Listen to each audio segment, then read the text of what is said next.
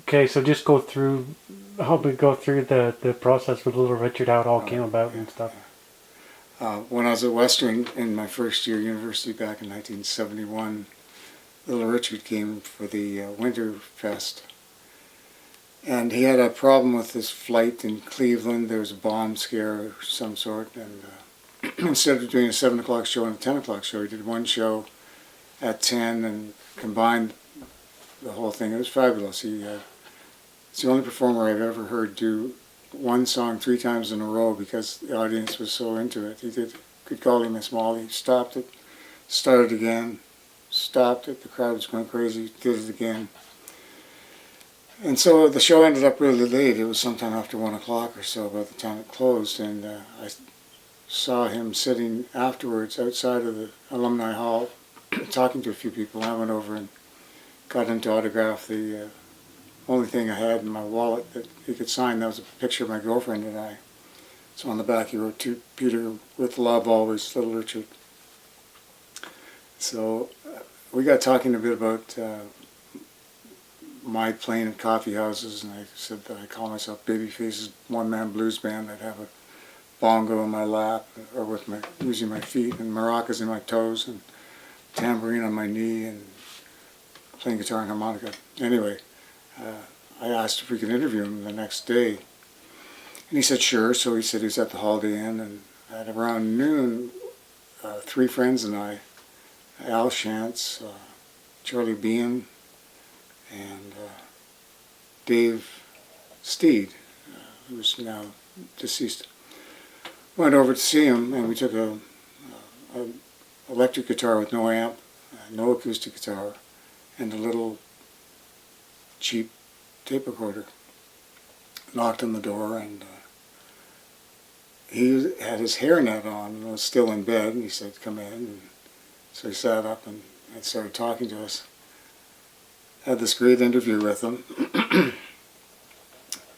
Every time we got to sex or drugs, he would have us shut that thing off now. So we'd have to shut the tape recorder off. I think he slipped a couple times, but mostly when that happened, he'd have us shut it off. He was quite willing to talk about rock and roll, though, as the interview shows. So we spent the afternoon there. At one point I got the guitar out and I was playing in the background, and he started talking about, "You play guitar like a black boy. We're going to get a band behind you, call him Pete and his Peters. We're going to get 5 white cats that's funky. I'm going to talk about you and Johnny Carson next week, or the Pope ain't Catholic." And I was just sucking all this in, thinking, this is wonderful. Thinking I was God's gift to the rock and roll movement or something. He wanted us to come back that evening and bring him some hash. I knew somebody that could get some, so I brought that person along, and my girlfriend, and knocked on his door, and he came. He said he thought I was coming back on my own. I don't know if I want to say that on this interview. Anyway, that's what he did. He's still alive. Yeah, he's still alive. Let's leave that out. That's for historical value. But so we went back that evening and gave him the stuff he was looking for and headed on. After that year ended, we went our separate ways. Charlie Bean was the one that had the tape recorder, so we had the tape with him, and we sort of forgot about it. The following year I was in Europe, and at one point I was listening to Armed Forces Network radio in Germany, and I heard this broadcast, and I thought it was being broadcast from Frankfurt or someplace in Germany, so I was hitchhiking north anyway, and I tried to find where he was. I was going to go have a visit. Turned out he was broadcasting from Los Angeles, so it would have been a long, lonely wait, but that was the last I thought about the tape for a long time, other than being able to tell people, yeah, I sang with Little Richard once, and having this memory. And about 25 years later, I had moved to Barrie and started raising my own family.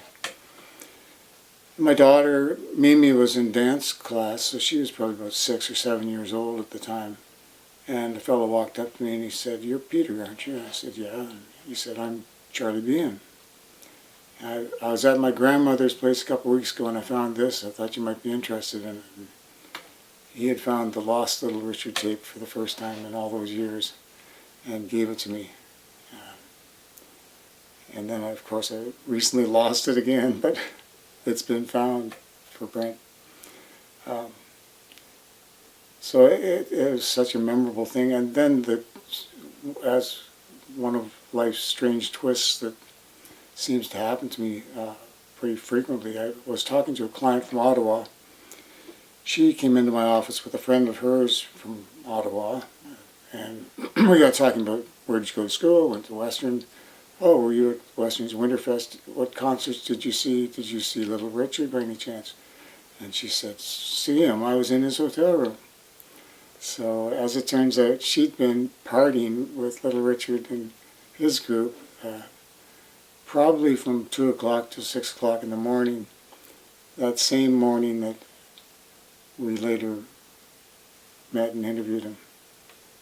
So it's just so bizarre to think of all the thousands of people in the world, and I end up with one of the few people that was anywhere near that location in my office talking to me. We became friends.